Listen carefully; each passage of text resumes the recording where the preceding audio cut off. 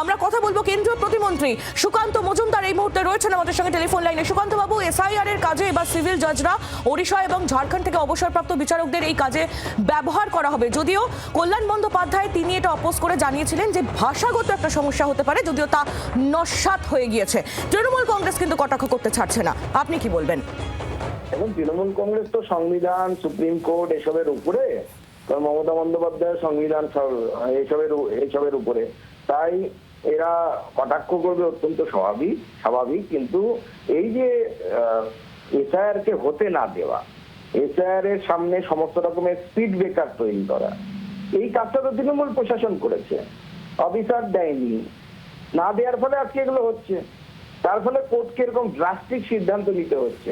এবং সুপ্রিম কোর্টও বুঝে গেছে যে এই পশ্চিমবঙ্গে যদি জুডিশিয়াল অফিসারদেরকে লাগানো হয়, হয়তো তারা থ্রেটের সম্মুখীন হতে পারে।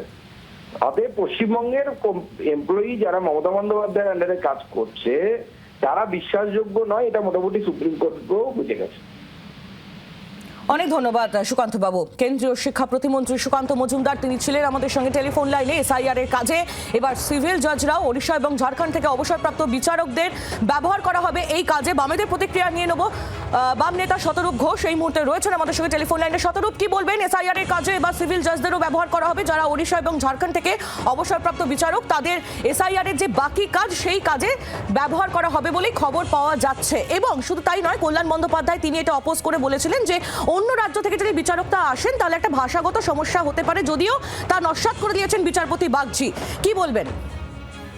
দেখুন, 28 তারিখের মধ্যে যদি এসআইআর এর ফাইনাল তালিকা বার করতে হয়, তাহলে যতগুলো লজিক্যাল ডিসক্রিপেন্সি বা যতগুলো হিয়ারিং এর ব্যাপার ঝুলে রয়েছে তার যদি নিষ্পত্তি করে 28 তারিখ লিস্ট বার করতে হয়, তার জন্য যতজন জুডিশিয়াল অফিসার দরকার, সত্যি পশ্চিমবাংলার মধ্যে বা ক্যালকাটা হাইকোর্টের অন্তর্গত অতজন জুডিশিয়াল অফিসার বা জাজ পাওয়া যাবেই বা কোথায়? সেক্ষেত্রে তো কোনো গতি নেই অন্য রাজ্য থেকে যা জানা ছাড়া।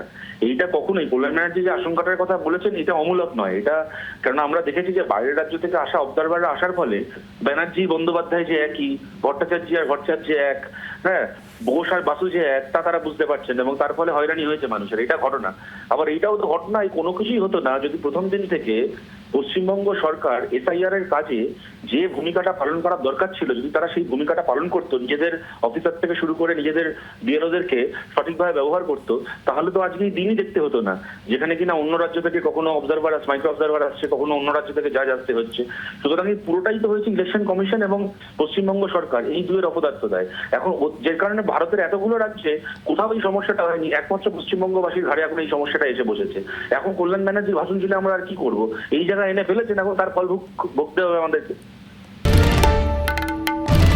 বাংলার আওয়াজ, বাঙালির আবেগ, জি 24 ঘন্টা।